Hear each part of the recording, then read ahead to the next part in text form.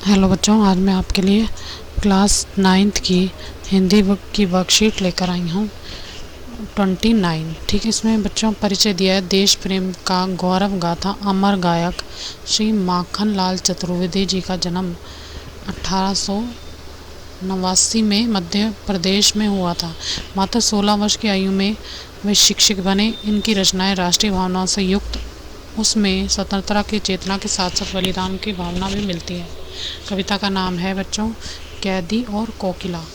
ये अंग्रेज़ सरकार द्वारा भारत के शोषण तथा स्वाधीनता सेनानियों के साथ जेल में किए गए अमानवीय व्यवहार और यातनाओं का मार्मिक चित्रण है। ठीक है, ये जो कविता है बच्चों कैदी और कोकिला है, और इसमें से यह पैराग्राफ लिया गया है जो कि अंग्रेज़ों के ज़माने में, अंग्रेज़ों के टाइम में भारतीयों का शोषण होता था, उस पर ही ये जो रचना है वो आधारित है।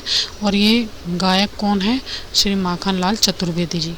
ठीक है, ये इसमें कविता दी गई है। ठीक है, और इसकी व्याख्या है बच्चों। कवि कोयल से पूछता है कि तुम क्या गा रही हो, फिर गाते गाते बीच बीच में तुम चुप क्यों हो जाती हो।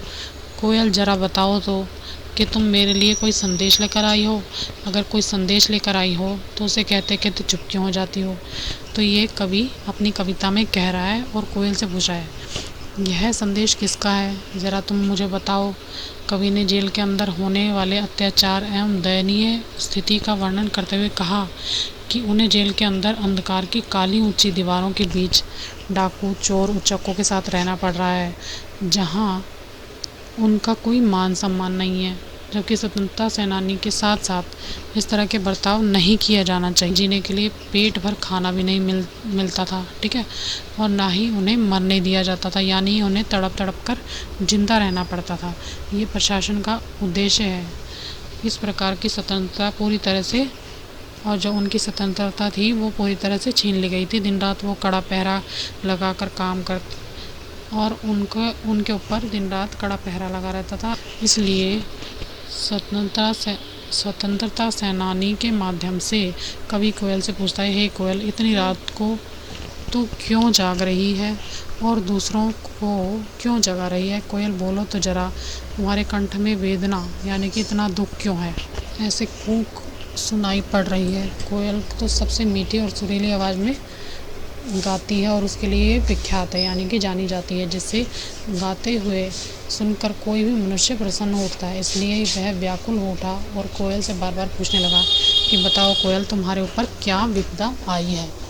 ठीक है, तो इस पैराग्राफ में बच्चों यही है इसकी व्याख्या जो इसमें लिखी है। ठीक है, वो मैंने आपकी समझा दी। अब आप इसके क्वेश्चन आंसर कर लो। पहला क्वेश्चन है, प्रस्तुत पंक्तियों में अंग्रेज़ द्वारा स्वतंत्रता सेनानियों के साथ जेल में क्या क्या अमानवीय व्यवहार होते थे। देखो बच्चे, इसमें क्वेश्चन में पैराग्राफ में भी बताया गया है।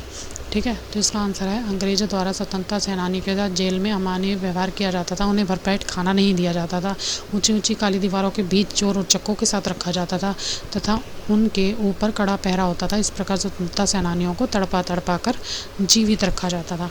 क्वेश्चन नंबर 2 है, आपके विचार में स्वतंत्रता सेनानियों और अपराधियों के साथ एक सा व्यवहार क्यों नहीं किया जाता होगा।